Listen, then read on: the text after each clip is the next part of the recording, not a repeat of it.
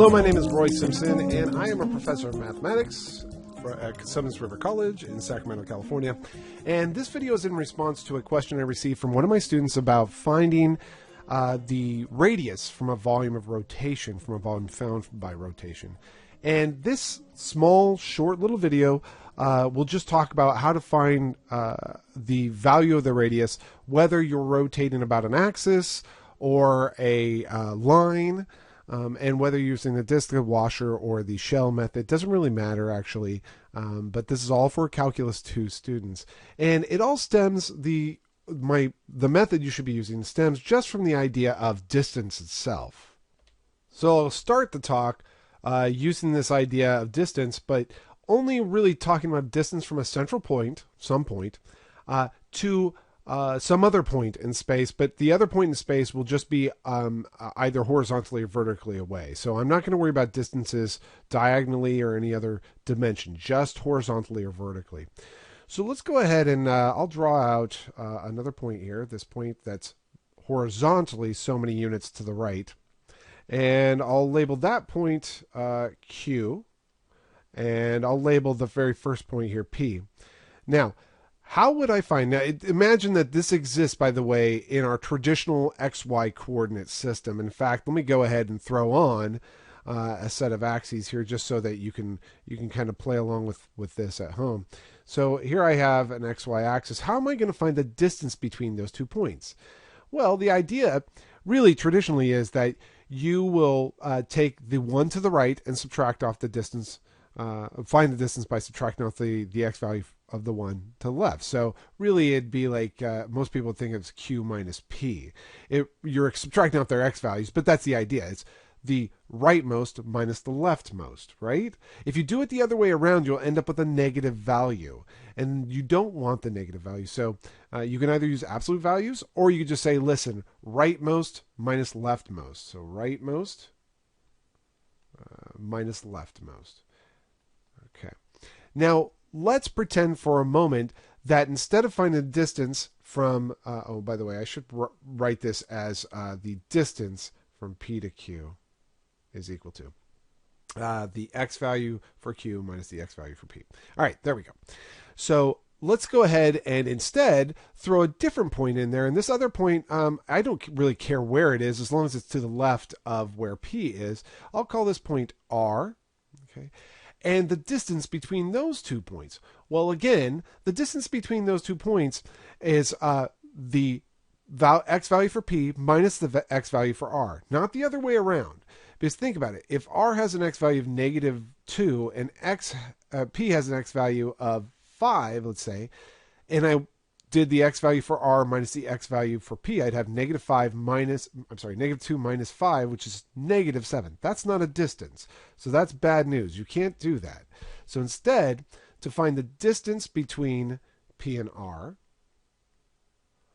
I will again take the x value for the rightmost point and subtract off the x value for the leftmost point. So again, right minus left. Okay, so it doesn't really change. It's the most positive minus the most negative. Okay, or basically the larger minus the smaller is probably a better way to think about it. And by the way, the same argument holds now if you talk in the y direction. I'm just running out of colors, but in the y direction, let's see, this will be S, right? In the y direction, it's the same thing. The distance between P and S will just be, so let me write this down, P and S will be the y value for S minus the y value for P, right? Because it really is the distance only determined by the y values there. It's top minus bottom. If you approach all your calculus problems for, at least for rotations and finding radii this way, then you don't really have to worry about that question of what's outer R, what's inner R, and all that fun stuff, because it really does boil down to this idea of you just take the larger minus the smaller always, as far as larger being defined as the most positive. Okay. And for completeness, I might as well just go ahead and do the last one. Unfortunately, I ran out of colors, so I'm going to just use black for the last one, and I'll call this point down here T. And the distance between P and T will be the y value for P minus the y value for t, right? So how does this apply to what we're talking about in calculus for rotations to define solids? Well, let's go ahead and take a kind of a convoluted example, but something that will still work out very nicely. So let me go ahead and draw it up first. So you can see by the drawing that I have a region defined by borders f and g. These functions actually go off in other directions later on, but really I'm just concerned about rotating the region bounded by these two functions about originally the y-axis, and then eventually about the line x equals -5, and finally about the line x equals 10, just to see how each of those operations differ, okay? Now, you know that when you rotate about any axis here, and by the way I'm doing this, the way I've sliced, you can see that when I rotate about the y-axis, it'll create a plate with a big old hole in the center of it. And so that'll be, that plate will have an area, a circular area, so that's pi r squared, and it'll have thickness dy. And of course, we're cutting out a hole, so we have a pi r squared for a major surface area, and then we're cutting out the center, pi r squared, for a different radius. So we have two radii here. We have an outer, so let me go ahead and write that in here. We have an outer radius right here. That's my outer radius. And we have an inner radius right here for this rotation, r sub inner, okay? And so I'll rotate, I'll get a pi r sub o, or r sub outer squared, minus a pi r sub inner squared, and I'll integrate that from whatever my lower limit is to whatever my upper limit is in terms of y. Maybe I should write those down just so that I get something written. And in the meantime, I'm going to actually remove these because it'll clutter my screen if I keep them there. So I'll just say a to b. I know that often teachers reserve the y-axis c and d for those, but it doesn't really matter. It's the same thing. Okay.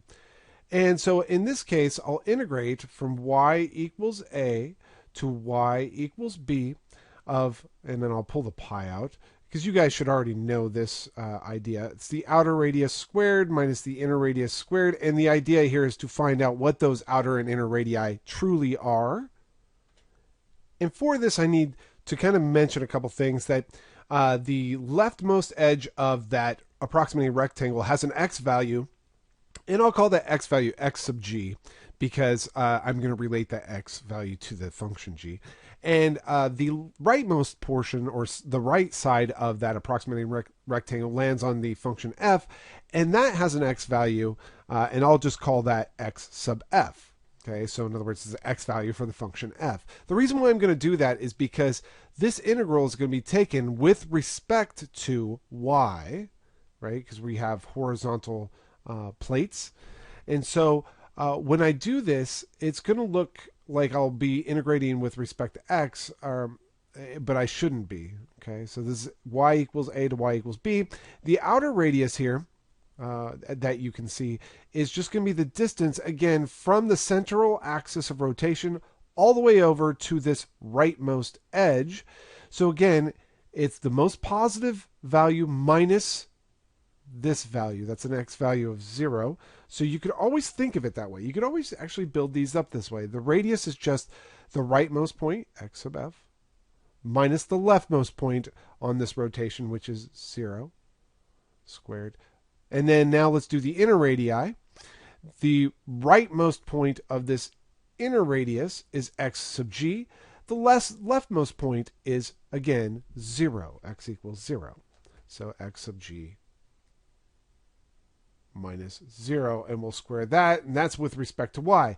Now, of course, because this is with respect to y, we'll have to somehow change these x's into y, and you have functions for that. So that's just me kind of letting you know that it is your responsibility to know how to change these x values, x sub f being squared minus x sub g being squared, into the corresponding values for y, because f here is probably defined by y equals, let's say, x squared plus a half or something like that. So you can find out what x squared is. And then g could be just some mess, but you could probably find it in terms of y, and so therefore you find x in terms of y and just substitute that in there. So basically these can be resubstituted. That's why I wrote x sub g, so that you, for this bit right here, you use the function g to find out the relationship. For this one right here, you use the function f.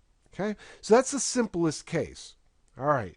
But again, in that case, just like all the other cases we're going to be talking about, it's always the most positive value minus the least positive or the most negative value.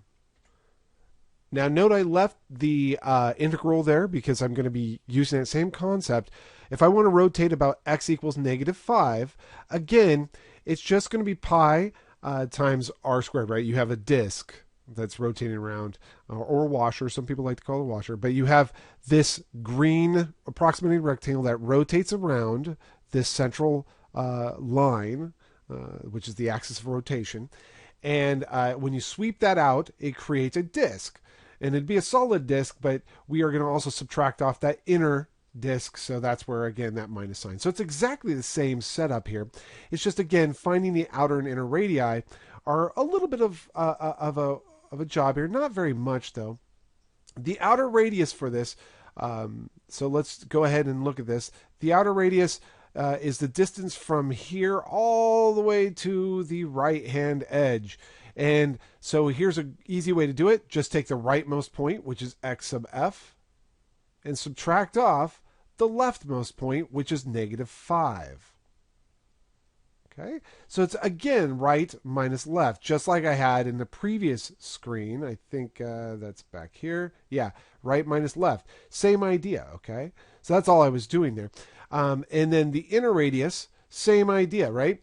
If the inner radius is the distance from there all the way to here, and let's see, the rightmost point there is x sub g, minus the leftmost point would be a -5. X equals -5.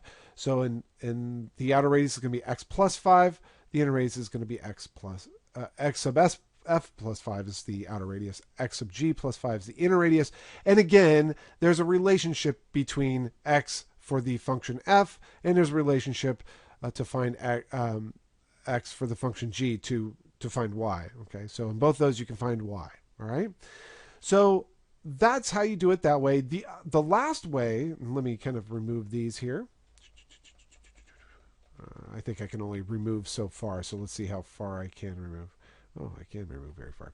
All right, the last one, which is the rotation about x equals 10, is still the same exact idea, right? You still have an outer radius, all right, r sub outer. You have an inner radius, r sub inner. Okay, and if you draw the distance from here to here, that's the outer radius. Well, the outer radius is, again, the rightmost point, which is 10 in this case, minus the leftmost point for that outer radius, which in this case is x sub g. You'll plug that in for r sub outer here. And again, x sub g can be transformed into a y by evaluating the function g, or solving the function g for x. R sub inner, this inner radius right here. Again, the rightmost point is 10 minus the leftmost point is x sub f, and you do the same thing. Okay, so this is how you find them radii for any type of rotation. It's always just the most positive minus the least positive. And I know this with 13 or 14 minutes is what I'm verging on here, that it seems very long-winded to get to this. But the fact is that this is such an important concept, and it's easy to get once you get it. I generally don't think of it this way. I use pictures a lot in what I do.